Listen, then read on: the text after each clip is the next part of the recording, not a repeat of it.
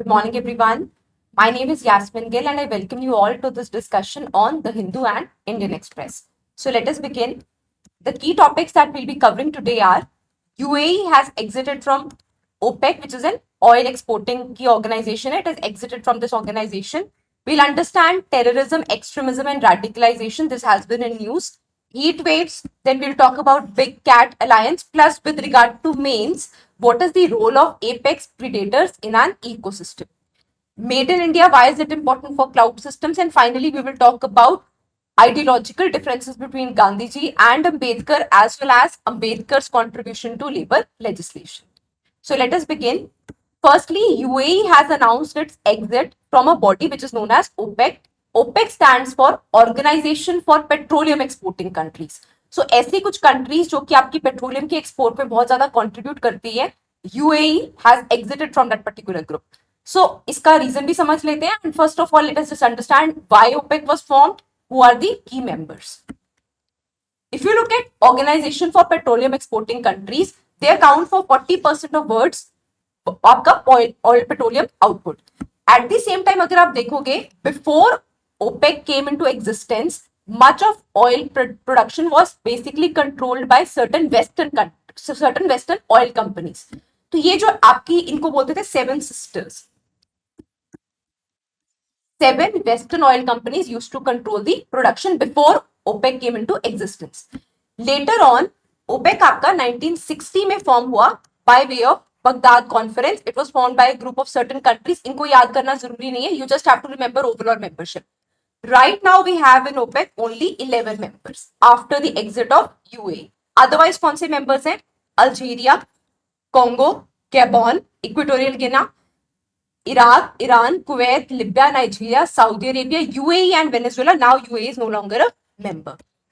अगर आप इसका मैप देखेंगे, so first of all, whenever you're looking at membership of any organization, zoom out करके go on Google Images and just see कि कौन से continents में वो countries lie कर रही है. So it is not just restricted to West Asian region. ये जो OPEC है, it is not just restricted to West Asian region.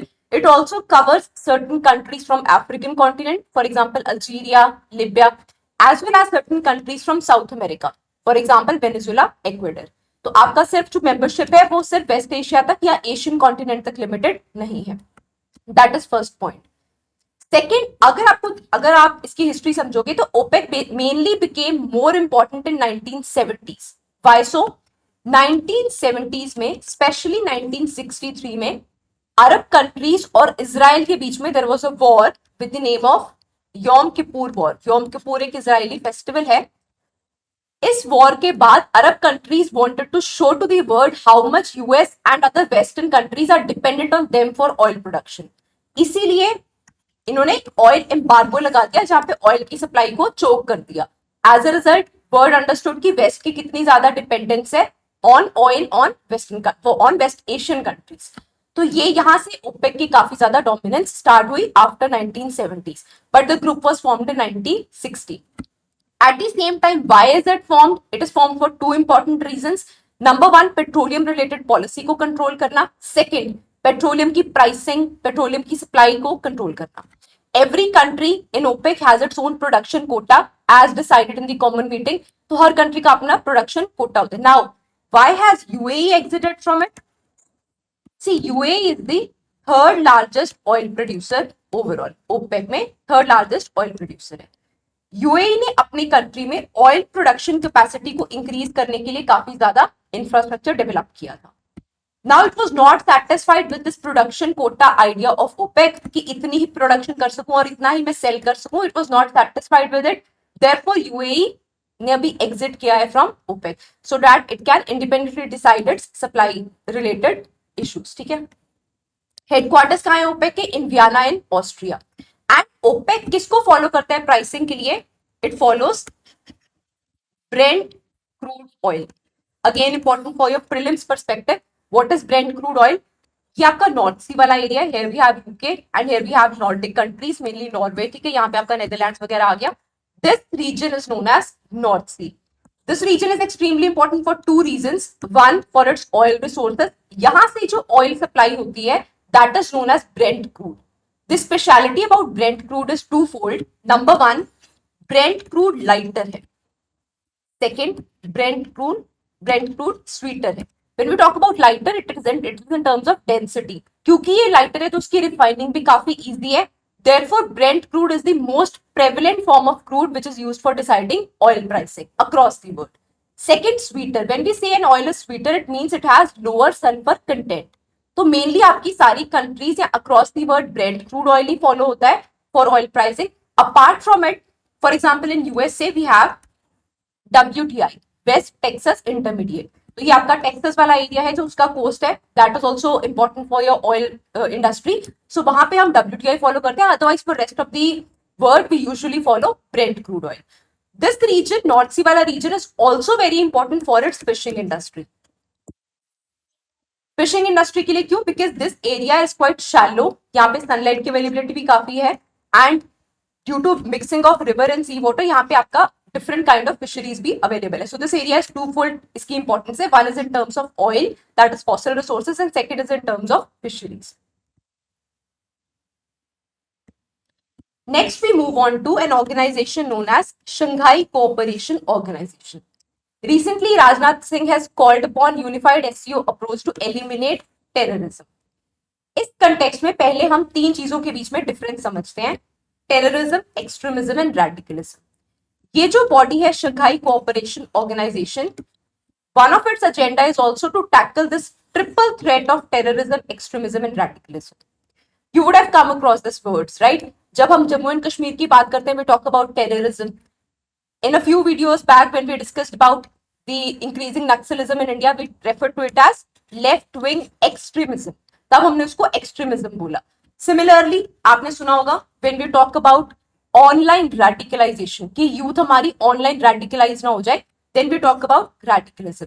So what is the difference between these three terms? First of all, it is important to understand there is no universally agreed upon definition for all these three terms. ना तो कोई terrorism पे common definition है, ना ही extremism पे, ना ही radicalism पे.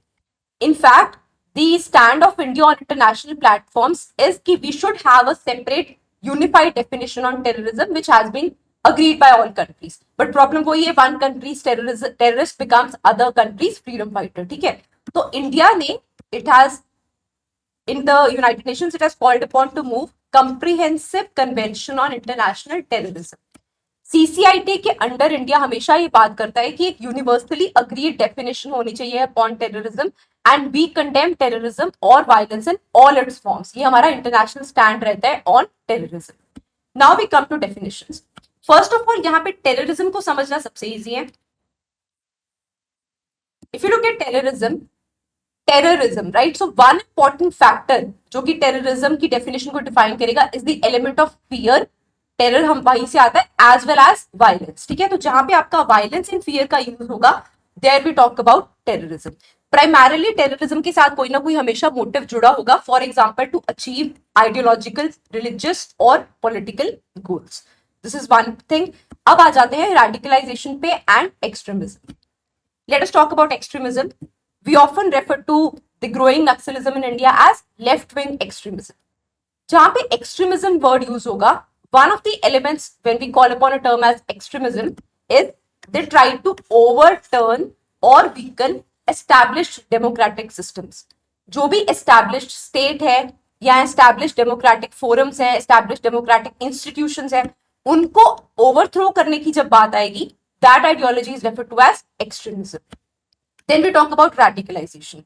Radicalization primarily हम use करते हैं कि youth और online radicalization में ना हो फंस जाए. ठीक है? So radicalisation is primarily ideology driven.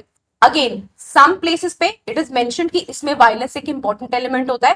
Eight some places it is mentioned कि नहीं, it is often through non violent means. So it is debated depending upon कि कौन रेडिकलिज्म की डेफिनेशन डिफाइन कर रहा है. Now we move on to SU. SU as an organization is important for two important reasons. First is it talks about security. ये एक security के issues को pick up करने का बहुत ज़्यादा important platform है. Second, it is important for economic cooperation. Third reason is SU has become a platform whereby global south, जो southern hemisphere की countries हैं, which are relatively less developed countries, can raise their voice and can raise their concerns pertaining to security issues and economic issues. लेकिन SCO के अपने drawbacks हैं.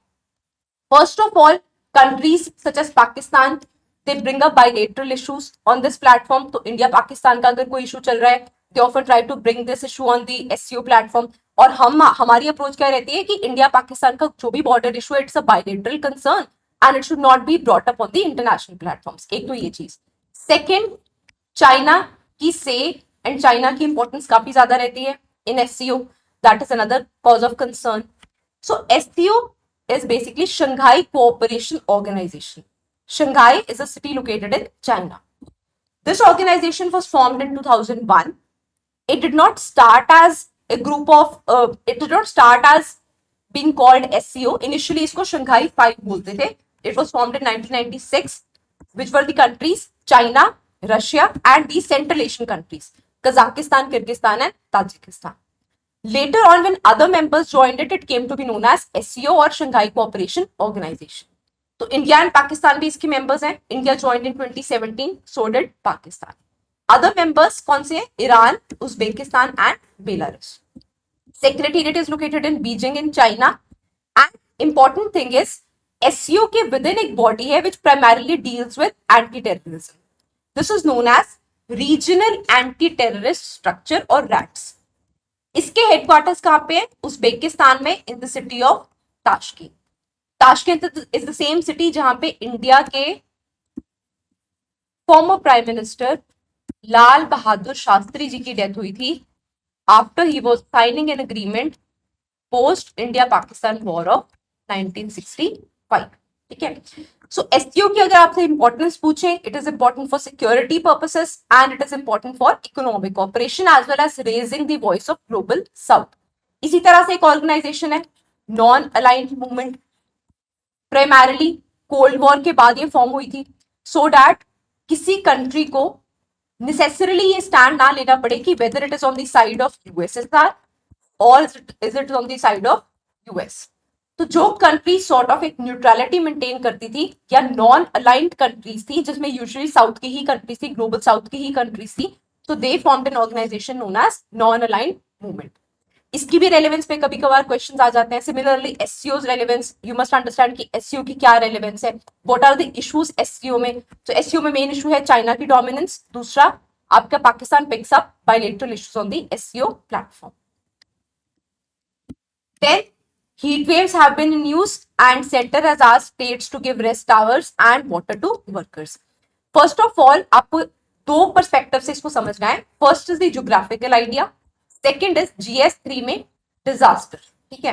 कभी कभार if you look eight GS1 के mains के question, geography और disaster management को कंबाइन करके भी क्वेश्चंस आ रहे हैं. In fact there was a question in UPSC mains की उस पर्टिकुलर ईयर से पिछले ईयर में कौन से वोल्केनिक इरप्शंस हुई हैं वर्ल्ड में. तो इस तरह के क्वेश्चंस भी आ जाते हैं. Specifically asked, for example you could be asked कि इंडिया में पिछले साल अर्बन फ्लडिंग कौन से एरियाज में हुई है and what are the reasons. So you can be specifically asked. ठीक है. तो आपके जो भी नेचुरल डिजास्टर्स हैं उन पे भी थोड़ा टैब रखना and connected to geography as well as connected to environment. So what is heat wave? First of all, heat wave means एक अबनॉर्मली हाई टेम्परेचर फेस कर रहा है India. Now what is abnormal? It depends upon regional variations है इसकी. If you look at plains, abnormal means at least 40 degrees Celsius or more. If you look at hilly regions, even 30 degree plus temperature is abnormal for those regions. If you look at coastal areas, it is 37 degrees Celsius or more. Primarily prelims oriented. Now we come to the geographical part of it. अगर आप geography देखोगे कि heat waves की conditions कब form होती हैं, so दो तीन conditions है. First of all, obviously there has to be hot and dry air, जिसको सर्टन रीजनल नाम भी दिए जाते हैं. For example in northern India, particularly in north west India, it is known by the name of loo. Similarly there should be absence of moisture. Why absence of moisture? See, अगर we have sunlight here and earth surface here, यहाँ पे बीच में आपका atmosphere है. If this atmosphere has sufficient moisture then it will trap the heat within, and जो हमारा earth का सरफेस है that will not get heated up वो large extent. On the other hand, अगर मॉइस्चर नहीं है and we have dry air, dry air क्या करेगी कि सनलाइट को डायरेक्टली पास होने देगी. As a result earth surface will warm up quicker and heat waves की प्रोबेबिलिटी और ज्यादा बढ़ जाती है। देयरफॉर जब भी मॉइस्चर का एब्सेंस होगा तो आपकी हीट वेव्स की प्रोबेबिलिटी उस ईयर में या उस मंथ में ज्यादा होगी। Third is cloudless skies. Why cloudless skies? जो क्लाउड्स हैं वो आपके सन की रेडिएशन को रिफ्लेक्ट बैक करने में हेल्प करते हैं, इसीलिए अगर क्लाउडलेस स्काईज है तो सन की रेडिएशन रिफ्लेक्ट बैक नहीं होगी, it will directly reach earth surface leading to a higher probability of heat waves. तो ये कुछ ज्योग्राफिकल कंडीशंस हैं whereby heat waves become more prevalent. Now if we come to disaster related aspect, GS3 का जो aspect है, is heat wave a notified disaster in India? The answer is no. Heat wave till date is not a notified disaster, but certain states as well as कभी कभार city level पे भी they have local city action plans या heat action plans. For example, Odisha state है, it's a coastal state, इसका अपना heat action plan है। Similarly certain cities, for example Ahmedabad, it has its own heat action plan. Heat action plan में हम birds की भी बात करते हैं, उनकी प्रॉपर वाटर अवेलेबिलिटी हो, देन वाटर कियोस्क्स हो, शेडेड एरियाज हो, इन सब चीजों की बात करते हैं। हीट रिस्पॉन्सिव आर्किटेक्चर हो सिटीज में। ना क्वेश्चन इज कि इसको हम नेचुरल डिजास्टर या नोटिफाइड डिजास्टर अभी तक ये क्यों नहीं है under disaster management act? Reason being, whenever any disaster is put as a notified disaster under Disaster Management Act 2005, the states are bound to provide compensation.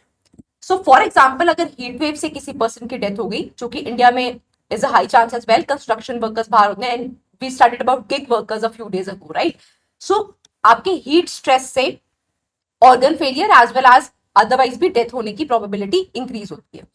तो अगर आप इसको नोटिफाइड डिजास्टर बना दोगे, then the state has to pay compensation for the lives which are lost.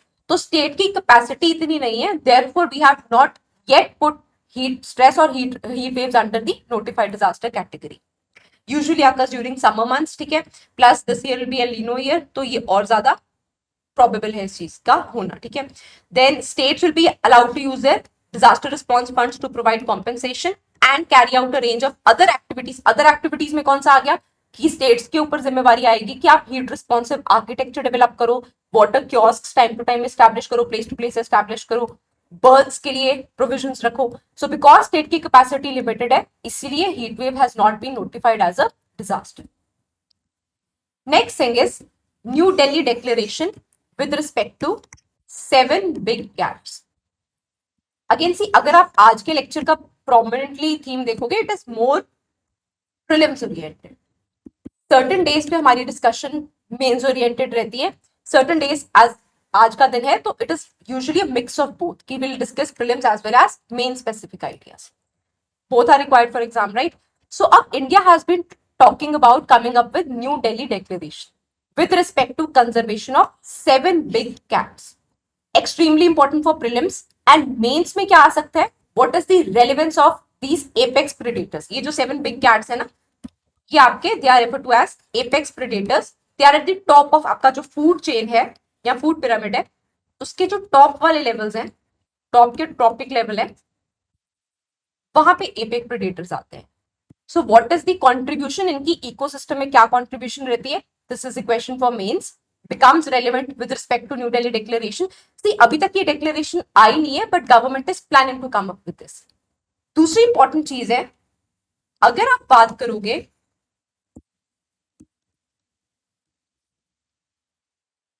global environmental governance की, so this is one of the steps that India has taken in this direction कि global environmental governance में India की क्या contribution है।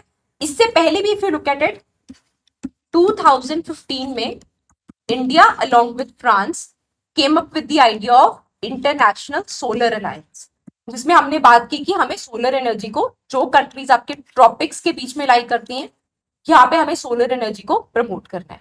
सो ये भी आपका एक ग्लोबल एनवायरमेंटल गवर्नेंस की तरफ एक स्टेप था। On the same grounds if you look at biodiversity conservation, तो उसमें जो बिग कैट्स है that they become important, plus you know tiger is the national animal of India, so वहां से भी ये कॉन्टेक्स्ट और ज्यादा इंपॉर्टेंट हो जाता है। सी अब अगर before we move on to the different animal behaviour and इसका प्रीलिम स्पेसिफिक हम डिस्कस करें, I just want to draw your attention to certain prelims question, और ये रिसेंट ईयर के क्वेश्चंस है which shows the trend which UPSC is following, ठीक है। तो अगर आप 2024 का ये क्वेश्चन देखोगे, consider the following statements Lions do not have a particular breeding season. Unlike most other big cats, cheetahs do not roar. Unlike male lions, male leopards do not proclaim their territory by scent marking. Which of these statements given above are correct? I haven't put the options. We are not going for the discussion of this question. My idea is कि आप बस इतना देखो कि कितनी बारीकी पे UPSC animal behaviour topic को टच कर रहा है. ठीक है, वी आर टॉकिंग अबाउट कि कैन चीताज रोर और नॉट. तो इट इज अ आपका काफी डिटेल्ड क्वेश्चन है ये. नेक्स्ट 2023 का question, just 1 year ago, before 2024. Consider the following statements regarding Indian squirrels. 1. They build nests by making burrows in the ground. They store their food materials like nuts and seeds in the ground. Third, they are omnivorous. अब ये question no standard book is covering. कोई अगर आप सोचोगे कि ये हम book पढ़ के ये कर लेंगे तो दैट वोंट बी पॉसिबल. जो हमारी स्टैंडर्ड एनवायरमेंट की बुक्स हैं, एटलीस्ट अभी तक ये चैप्टर्स एनिमल बिहेवियर के ऊपर इसमें इंक्लूडेड नहीं थे. अब डेफिनेटली बिकॉज यूपीएससी का ट्रेंड चेंज हो रहा है तो ये चैप्टर्स भी इंक्लूड हो जाएंगे over a period of time. अब अगर आप नेचुरली स्क्विरल्स को देखोगे, एक कॉमन मैन की अंडरस्टैंडिंग ये बोलती है कि स्क्विरल्स शायद नट्स फ्रूट ये सब चीजें ज्यादा खाती होंगी rather than being an omnivorous species, but squirrel is an omnivore. तो यहाँ पे आपको थोड़ा सा एनिमल बिहेवियर का आउट. अब ये सॉल्व कैसे होगा इशू? Out of curiosity. आप जनरली अपनी एक क्यूरियस अंडरस्टैंडिंग डेवलप करो towards animal behaviour. Let us से कि फॉर एग्जांपल अगर तो कोई एनिमल न्यूज में है देन तो that becomes even more important. For example कुछ दिन पहले हमने बात की थी कि जम्मू एंड कश्मीर ने अपनी इंसर्जेंसी को खत्म करने के लिए they have come up with Markhor, which is a goat and snow leopard units in the Jammu and Kashmir police. So ये न्यूज में आ गई. ठीक है, तो जो स्पीशीज न्यूज में है वो तो वैसे भी आपको करनी ही होती है. Apart from that just be curious about the nature around you, right? Cross का बिहेवियर, स्क्विरल्स का बिहेवियर, जस्ट बी क्यूरियस. ये क्यूरियोसिटी ही आपको हेल्प आउट करेगी ऐसे क्वेश्चंस को हैंडल करने के लिए. 2020 में which was Covid year, there was a question on Indian elephants. The leader of an elephant group is a female. The maximum gestation period can be 22 months. Gestation period means the period for which a female elephant carries the child in her womb. An elephant can normally go on calving till the age of 40 years only. Among the states in India, the highest elephant population is in Kerala. One of the reasons why this question was asked is I think in 2020 में ही 2020 का paper delete था या फिर 2019 में there was an issue in Kerala where by a female elephant. उसकी due to fire cracker she was killed and she was pregnant. ठीक है, सो उस कॉन्टेक्स्ट में तो ये क्वेश्चन इंपॉर्टेंट हो ही गया. अब no newspaper at that time covered this. हाँ, न्यूज़पेपर में इतना जरूर था कि एलिफेंट, एक फीमेल एलिफेंट की डेथ हुई है due to fire crackers and it drew a lot of attention. अब यहाँ पे क्यूरियोसिटी काम आती है कि you have to be curious enough. आपका इनिशिएटिव है कि आप इनिशिएटिव लो एंड गूगल करो. अच्छा, there was a pregnant female elephant, so what can be study about कि जेस्टेशन पीरियड क्या हो सकता है. देन एलिफेंट्स जो है इनका एनिमल बिहेवियर कैसा हो सकता है, are they led by females etcetera. So ये वाले जो क्वेश्चंस है ना, ये यूजुअली आपके क्यूरियोसिटी ड्रिवन क्वेश्चंस हैं. न्यूज को चेक करते रहिए जो स्पीशीज न्यूज में है. फॉर एग्जाम्पल ये वाला जो पैटर्न है ना इंडियन एलिफेंट्स वाला, this can be followed. Otherwise, just be curious about the nature around. Now we come to big cats. See, UPSC का prep का one big advantage is you come across as someone who is learned enough, right? अब अगर आप जिन्होंने नहीं prep की है, you just ask them everything in the above picture is the same for them, right? But if you look at कि आप अगर differentiate कर पाओगे at the end of your preparation, so obviously you can. Certain species को हम बहुत easily recognize कर सकते हैं. We have lion and we have tiger, the last one, right? कैसे डिफरेंशिएट किया? स्ट्राइप्स थे एंड लायन के ये जो मेन्स हैं. प्रॉब्लम आती है लेपर्ड एंड चीता में, right? If you look at the second picture है दिस वन, इसके ऊपर जो स्पॉट्स हैं दे आर राउंड. ठीक है, स्पॉट्स हैं, ये गोल हैं. This is what makes up a cheetah. If you look at the third picture, ये राउंड नहीं है, ये सॉर्ट ऑफ आपके they are called as rosettes. तो ये आपके ऐसा बोले जाते हैं कि दे आर रोज लाइक. ठीक है, सो ये आपका लेपर्ड है. If you talk about international big cat alliance और new Delhi declaration, we are talking about conservation of 7 cat species. Okay, plus what kind of conservation? ऐसी कंजर्वेशन नहीं है कि आपने आइसोलेटेड नेशनल पार्क्स या वाइल्ड लाइफ सेंचुरीज बना दी, नहीं. We are talking about landscape level conservation.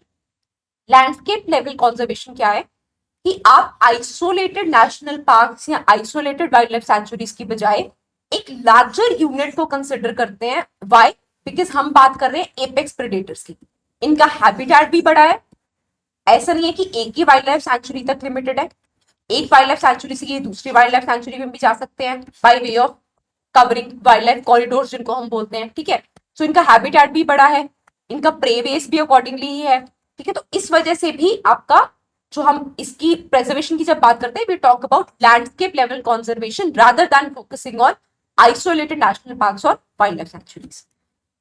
अब इसमें 24 मेंबर कंट्रीज हैं as of now. This include certain central Asian countries, then countries African countries, for example Namibia, and countries such as Thailand.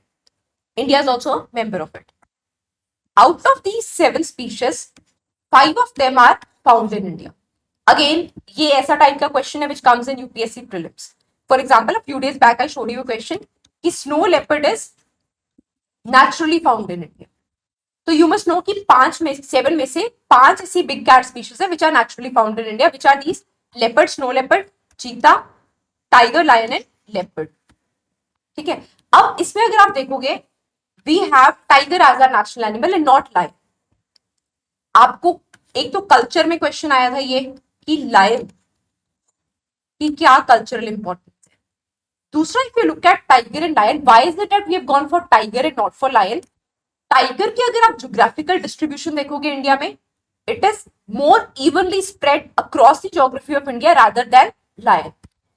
Lion की the only surviving place in India is Gir forest है आपके Gujarat region में. Gujarat region में we have forest by the name of गिर. यहाँ पे एक tribe है जिसको मालधारी ट्राइब बोलते हैं, which also helps in the conservation of Asiatic lion. ये रीजन एशियाटिक लायन का ओनली सर्वाइविंग हैबिटेट है एज ऑफ नाउ. बिकॉज ये इतना लोकलाइज है, ये पूरे इंडिया को रिप्रेजेंट नहीं करता, इसीलिए tiger has been selected as a national animal. Interestingly, अगर आप नेशनल एम्बलम देखोगे तो उसमें भी हैव लायन एंड नॉट आपका टाइगर. वेयर इज आपका this national emblem taken from Ashokan pillar at Sarnath. And ये आपका इसके ऊपर जो कैपिटल है, कैपिटल यानी कि पिलर के ऊपर जो एनिमल बना होता है, that is known as capital. That is a lion and not a tiger. ठीक है. कमिंग बैक, इसके अलावा 5 स्पीशीज के अलावा we have 2 other, jaguar and puma, और it is sometimes also pronounced as puma. ठीक है. तो अब I will just share a small story. One of my colleagues was asked in UPSC interview कि we often talk about environmental conservation. Humans के लिए environmental conservation क्यों important है? How does it serve us? हमें कैसे सर्व करता है environment को कंजर्व करना? एक तो हो गया कि आप मॉरल ग्राउंड पे बोल रहे हो कि एनवायरमेंट को कंजर्व करना है. If you look at the practical aspect of it कि ह्यूमंस को क्या फायदा है, वन ऑफ द आइडिया तो है कि हमें कोविड ने ये रिकॉग्नाइज करवा दिया कि जो जूनोटिक डिसीजेस है इनका प्रेवलेंस बहुत ज्यादा बढ़ रहा है. When we talk about zoonotic diseases, we are also talking about the interaction between fauna and human beings. हमारे जो एनिमल्स है, बर्ड किंगडम है, इनका और ह्यूमन बींग्स का इंटरेक्शन इंक्रीज हो रहा है. इंक्रीज क्यों हो रहा है? इसके काफी सारे रीजंस हैं. फर्स्ट ऑफ ऑल, ह्यूमंस की इकोनॉमिक एक्टिविटीज, अर्बन एक्टिविटीज ऐसे एरियाज में बढ़ रही हैं जो ट्रेडिशनली एनिमल्स के हैबिटेट्स हुआ करते थे, ड्यू टू विच जो एनिमल्स का हैबिटेट है उसकी फ्रैगमेंटेशन हो रही है. ये भी एक रीजन है जिसके कारण there are a lot of elephant deaths. अगर आप रेलवे ट्रैक्स देखोगे इंडिया में, काफी ज्यादा एलिफेंट्स की डेथ होती है वहां पे, काफी और एनिमल स्पीशीज की भी डेथ होती है. काफी ऐसे आपको देखेंगे. यू ऑल्सो सी सर्टन आपके बिग कैट्स जिनकी इलेक्ट्रिकल वायरिंग से डेथ होती है. There is a bird species great Indian bustard, काफी हेवी बर्ड है in weight. This is found in Rajasthan. इसकी डेथ क्या हो रही है कि आपकी पावर लाइन से टकरा के हो रही है. इट इज हैवी एंड क्योंकि हमने इस एरिया में काफी ज्यादा पावर लाइंस डाली हुई हैं, तो उनसे टकरा के ग्रेट इंडियन बस्टर्ड की डेथ हो रही है. इनकी पॉपुलेशन काफी ज्यादा थ्रेटन हो रही है. इसके regarding their is also PIL in supreme court, public interest litigation. ये जो पावर लाइंस है इनको आप अंडरग्राउंड डालो रादर देन की so that great Indian bustard की पॉपुलेशन हम सर्वाइव कर सके या बचा सके, ठीक है, कंजर्व कर सके. So idea is we are no longer talking about health in isolation. हम बात कर रहे हैं वन हेल्थ अप्रोच की. When we say one health approach, इसका मतलब है कि एनिमल्स की हेल्थ, ह्यूमन बींग्स की हेल्थ एंड इकोसिस्टम या एनवायरमेंट की हेल्थ जो है आपस में इंटरलिंक्ड है. ये भी एक इंपॉर्टेंट कारण है where by we have to ensure कि हमारे एनिमल्स प्रोटेक्टेड रहे, not just on moral grounds but even for practical purposes. चाहे वो कोविड था वेयर बाय आपका जो डिसीजेस हैं वो आपकी जूनोटिक थी, तो ये भी एक कारण है where by we have to preserve nature. Talking about the big cat species, India tiger के लिए क्यों इंपॉर्टेंट है? We have 75% of the birds wild tigers. Asiatic lion, as I have already conveyed, ये आपके गिर फॉरेस्ट में है. Snow leopard कुछ दिन पहले हमने डिस्कस किया था, प्राइमरली ट्रांस हिमालयन रीजन्स में है, for example Ladakh, Himachal, Uttarakhand, Sikkim and Arunachal Pradesh. They India accounts for roughly 10 to 15% of global population. Then Project Cheetah. कुछ साल पहले 2022 में इंडिया ने ईरान को बोला that we want Asiatic cheetah. Cheetah was present in India, but 1950s में excessive poaching के कारण, which means excessive hunting के कारण cheetah became extinct in India. We wanted to reintroduce cheetah. हमें सिर्फ चीता को रीइंट्रोड्यूस नहीं करना था, वी वांटेड कि जब चीता इंडिया में आए तो ये एक सेल्फ सस्टेनिंग पॉपुलेशन की तरह एक्ट करे, इन द सेंस कि ऐसा नहीं है कि एक बार रीइंट्रोड्यूस कर दिया दैट्स इट, नहीं, अब इनकी सर्वाइवल भी अपने आप सेल्फ सस्टेनिंग हो जाए एंड ये आपका इंडिया के हैबिटेट में सर्वाइव कर सके. So we went to Iran जहां पे ओनली सर्वाइविंग पॉपुलेशन है एशियाटिक चीता की, but Iran refused us, therefore we had to get African cheetahs and हमने लोकेशन क्या सिलेक्ट की? मध्य प्रदेश में कूनो नेशनल पार्क.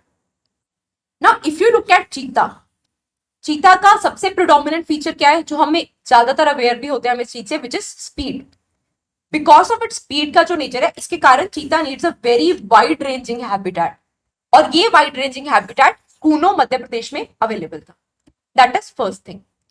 बट अब ऑफ लेट भी अगर आप देखोगे and even if you get a question कि is was this a wise decision कि हमने इतना पैसा लगा के अफ्रीका से चीताज इंपोर्ट किए, will they be able to sustain in Kuno? Idea is अभी जो कूनो नेशनल पार्क है ये अकेला ही सारा चीता रीइंट्रोडक्शन प्रोजेक्ट का बर्डन बियर कर रहा है. अगर आप इस पूरे एरिया को देखोगे एंड इसको अफ्रीका के साथ कंपेयर करोगे, जो प्रे बेस है यानी कि जिसपे चीतास प्रे करते हैं, for example certain herbivores, for example deer etcetera, nilgai etcetera, तो जिसपे चीता प्रे करता है, अगर आप उनकी पॉपुलेशन का हिसाब लगाओगे and at the same time कितने चीतास हमने इंट्रोड्यूस किए उस हिसाब से देखोगे, तो Kuno is not sufficient enough for these cheetahs. Cheetahs number में ज्यादा है, प्रे बेस उतना नहीं है. सो या तो हमें कूनो से निकाल के चीतास को कहीं और रखना पड़ेगा सो दैट उस पर्टिकुलर चीता के लिए प्रे बेस अवेलेबल हो, या फिर कूनो में ही प्रे बेस को इंक्रीज करना पड़ेगा. So therefore it is not sustainable as of now.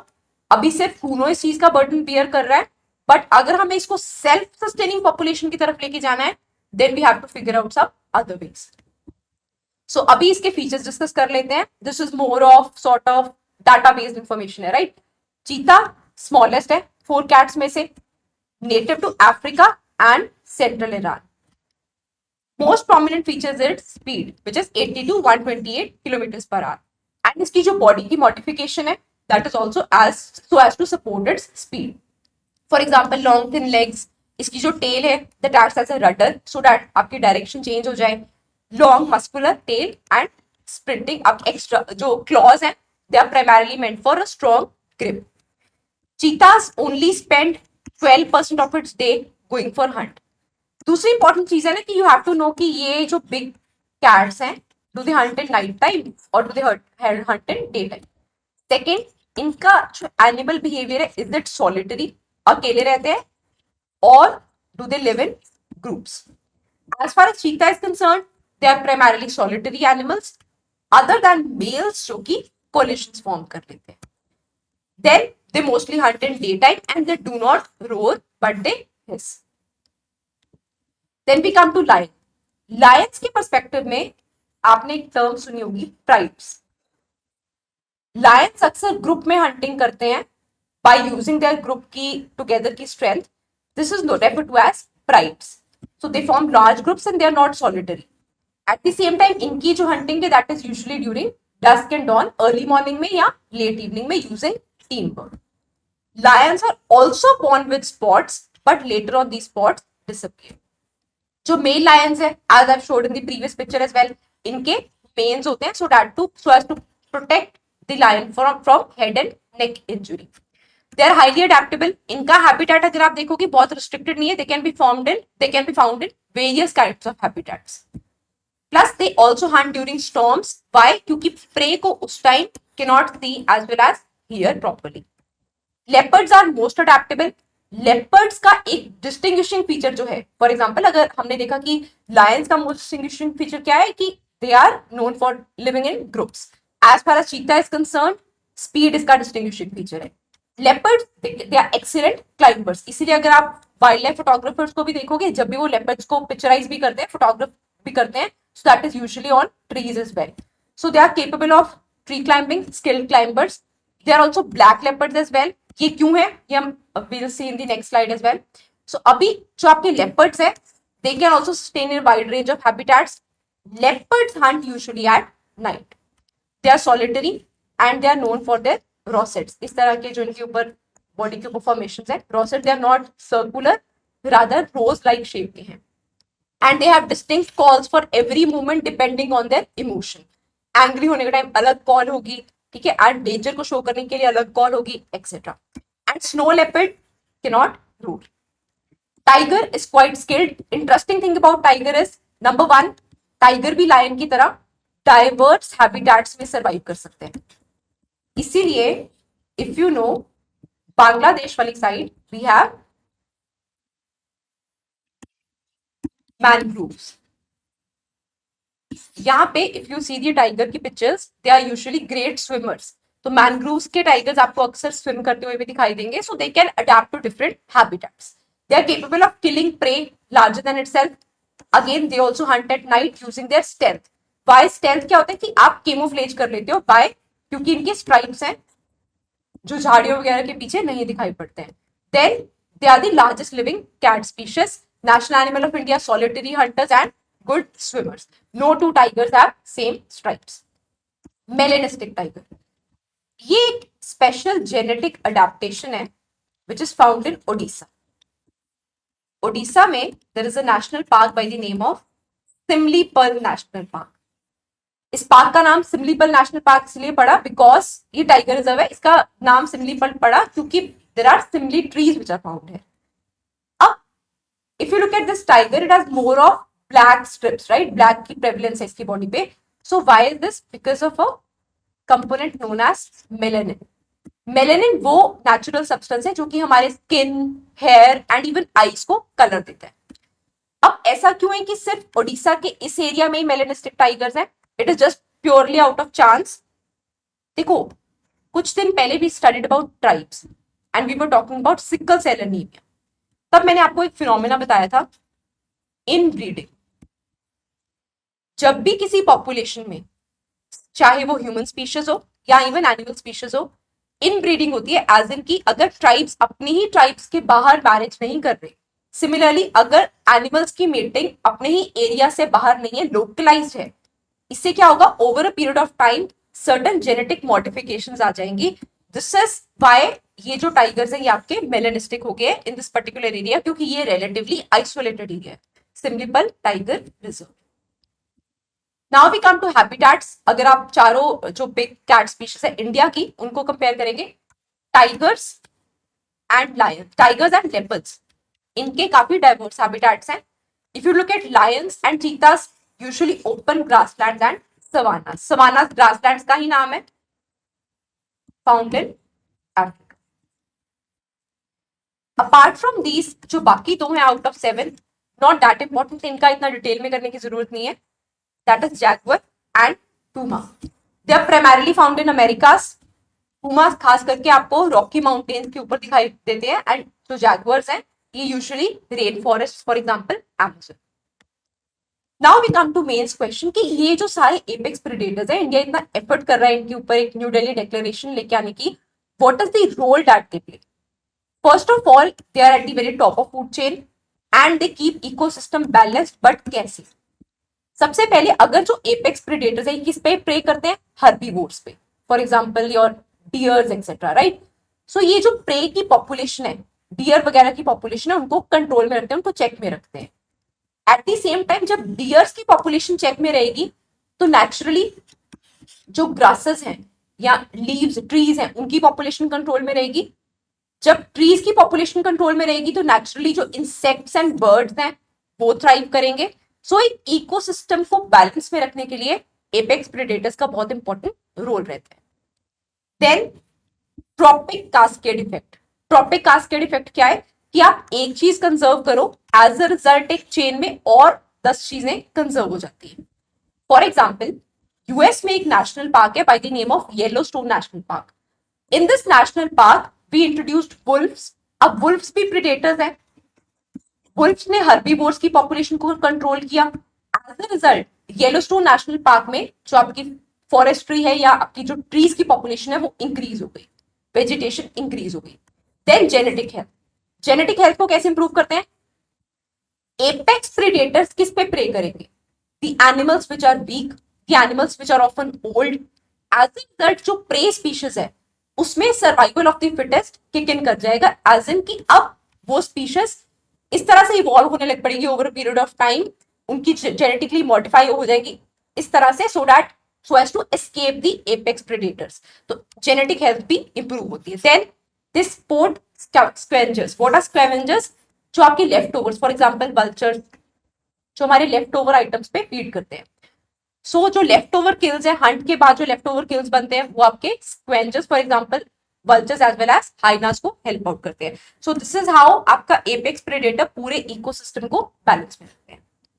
Then government keen firms in critical sectors use made in India cloud systems. So ये क्यों इशू न्यूज में है? लास्ट ईयर माइक्रोसॉफ्ट ने एक IT services बंद कर दी थी of a firm which is known as Nayara Energy. Why? Because Russia के ऊपर सैंक्शंस थी एंड ये जो नायरा एनर्जी फर्म है it has shares of both India and Russia. As a result, we have understood कि हमारा जो critical information infrastructure है वो काफी ज्यादा अभी भी डिपेंडेंट है on foreign companies. Specific thing जो यहाँ पे इंपॉर्टेंट है वो है क्लाउड प्रोवाइडर या क्लाउड सर्विसेज। क्लाउड सर्विसेज क्या होती है? If you look at Gmail का usage, you can use your Gmail and open it at your home as well. आप कैफे में जाके भी जीमेल को ओपन कर सकते हैं। ऐसा तो नहीं है कि you have to install it separately, नहीं ना। सो या फिर आपको वहां पे सेपरेट अपना जीमेल लॉग इन करना पड़े, नहीं। तो you can open it at any place, right? This is what is refer to as cloud services. Cloud services क्या है कि इंटरनेट बेस्ड सर्विसेज जहां पे आपको लोकल हार्डवेयर की में इंस्टॉलेशन की जरूरत नहीं है, रादर रिमोटली भी आप ओपन कर सकते हो उस सर्विसेज को। तो ये जो नायरा एनर्जी के ऊपर माइक्रोसॉफ्ट ने इसका जो ब्लॉक किया, ये आपकी क्लाउड रिलेटेड सर्विसेज थी, विच शोज अस कि हमारी फॉरेन क्लाउड प्रोवाइडर्स पे काफी ज्यादा डिपेंडेंस है। Moving forward towards our last topic which is Gandhi ji and Ambedkar. Labour unrest news में है and Ambedkar had contributed a lot towards labour welfare. If you look at modern Indian history के पुराने questions, modern Indian history has a topic personalities mains में। Even prelims में भी they also ask questions pertaining to personalities, mains में ही और ज्यादा important हो जाता है। One personality often asked in mains is Gandhi ji. ठीक है, उनकी कंट्रीब्यूशन डिफरेंट डिफरेंट एस्पेक्ट्स में पूछी जाती है, कंपेयर करके पूछी जाती है। For example, a few years back there was this question on comparison of Mahatma Gandhi with Rabindranath Tagore in their approach towards education and nationalism. तो गांधी जी तो ऑफन रिपीटेड थीम है, चाहे एथिक्स के पेपर में आ जाए या मॉडर्न इंडियन हिस्ट्री में आ जाए। ठीक है, अपार्ट फ्रॉम इट अगर आप कंपैरिजन की बात करोगे, if you talk about Gandhi and Ambedkar, we can talk about the comparison at two levels. One is religious idea, कहते हैं रिलीजियस आइडियोलॉजी क्या थी। सेकेंड, इकोनॉमिकली वो इंडिया को कैसे डेवलप करना चाहते थे। If you talk about religion, Gandhi ji ने कभी भी जो वर्ण सिस्टम है उसको डिसमेंटल करने की बात नहीं की। Why? Because according to Gandhi ji varna system के से होने से स्पेशलाइज्ड फॉर्म ऑफ लेबर की डेवलपमेंट होती है, division of labour, because varna system में हर कोई अलग अलग काम कर रहा है। ब्राह्मण्स अलग काम कर रहे हैं, क्षत्रिय अलग काम कर रहे हैं, वैश्य अलग काम कर रहे हैं, शूद्र अलग काम कर रहे हैं। Over a period of time specialisation of labour हो गई है कि फैमिली दर फैमिली कोई गोल्डस्मिथ होने का ही काम कर रहे हैं, तो स्पेशलाइजेशन ऑफ लेबर हो गई। देयरफॉर गांधी जी सेड कि आपको वर्ण सिस्टम को डिसमेंटल नहीं करना। As far as Ambedkar is concerned, he talked about, इनकी एक आइडिया है एनिहिलेशन ऑफ कास्ट, कि कास्ट सिस्टम को कंप्लीटली ही खत्म कर दो। सेकेंड, अगर आप जो लोअर कास्ट है उनकी वेलफेयर की बात करोगे, Gandhi ji was more focused on social reforms, कि आप अनटचेबिलिटी को दूर करो, you know, encourage cleaning, encourage education in these communities, तो सोशल रिफॉर्म की तरफ पर्सपेक्टिव ज्यादा था। As far as Ambedkar is concerned, he talked about political upliftment of Dalits.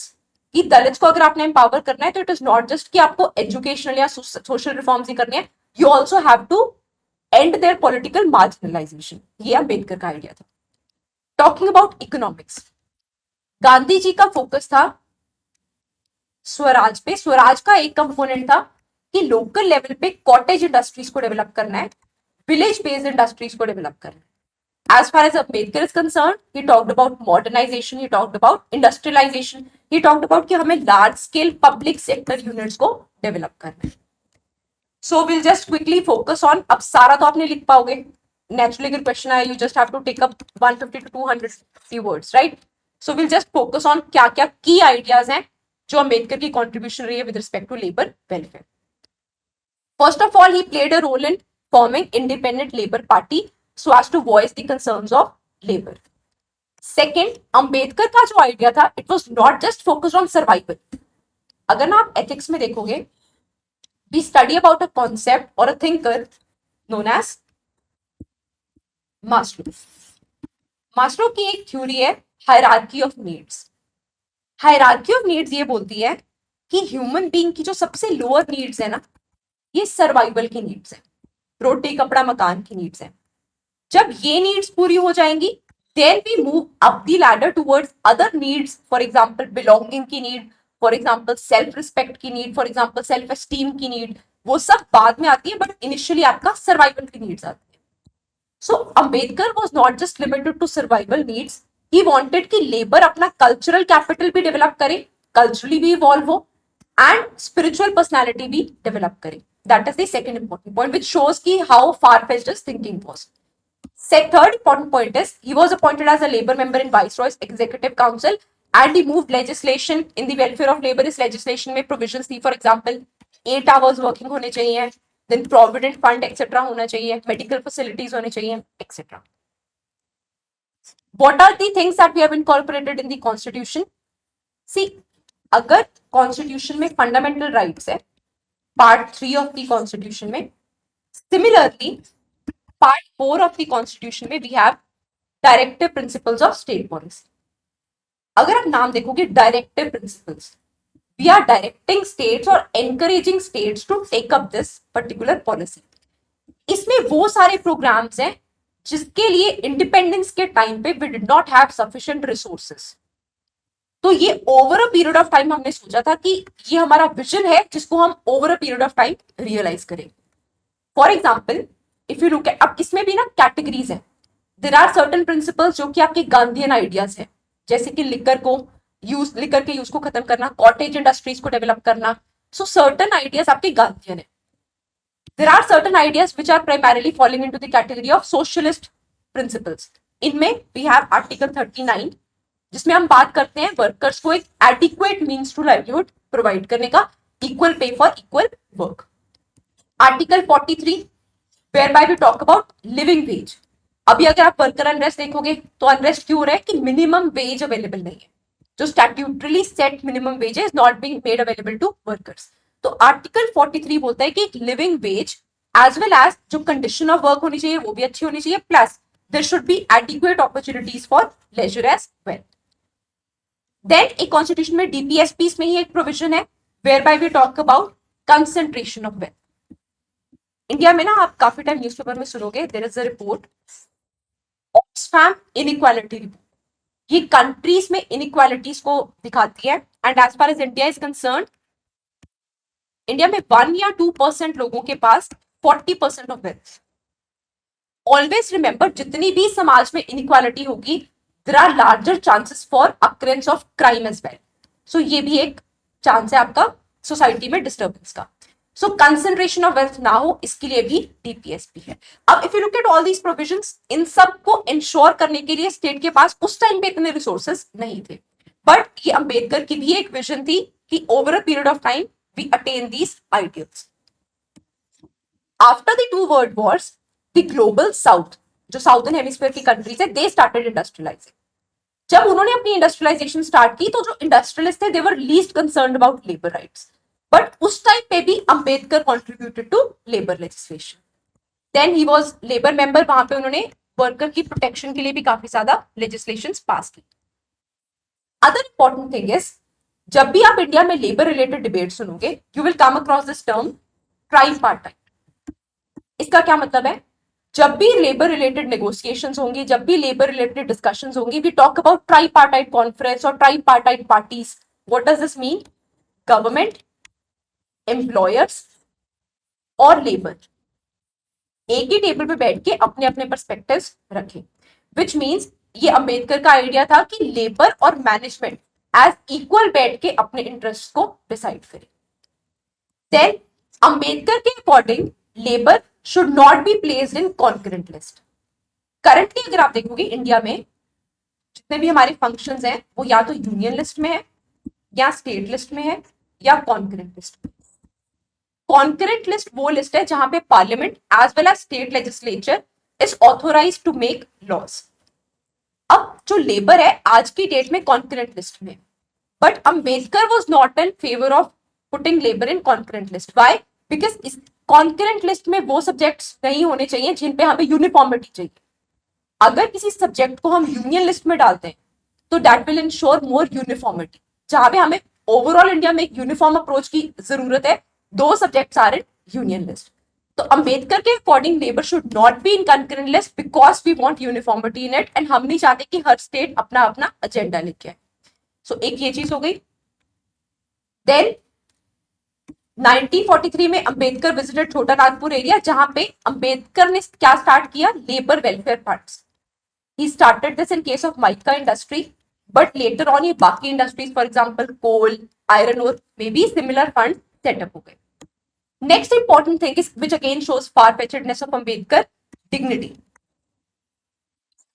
Ambedkar ने देखा कि जो कोल वर्कर्स हैं ये इतना ज्यादा हजार्डस ऑक्यूपेशन में है, एंड इनका जो सेफ्टी कंडीशंस हैं, दे आर ऑफन, जो कोल की डस्ट है उससे भी सारा दिन है ना घिरे रहते हैं। So when they reach home इनको डिग्निफाइड नहीं लगता होगा। सो इंश्योर्ड कि जो आपके कोल वर्कर्स हैं उनकी फैक्ट्रीज के अराउंड ही आपके शावर एंड लॉकर्स वाले वॉशरूम्स हो, which are known as pit head baths. So this is again his contribution.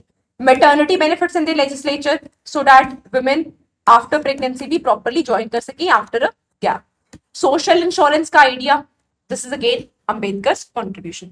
So if at all labour unrest के कंटेक्स्ट में आपको अंबेडकर का कंट्रीब्यूशन या फिर अंबेडकर एंड गांधी जी का कंपैरिजन आता है, तो you can do it on religious grounds and you can do it on economic grounds. ठीक है, सो that's it for today, and if you have any doubt pertaining to all these sessions or any suggestions as well, you can mention that in the comment section. If you want कि हम lectures को किसी particular direction में या कोई किसी issue को cover करें, so you can also put that in the comment section. Thank you so much. See you tomorrow.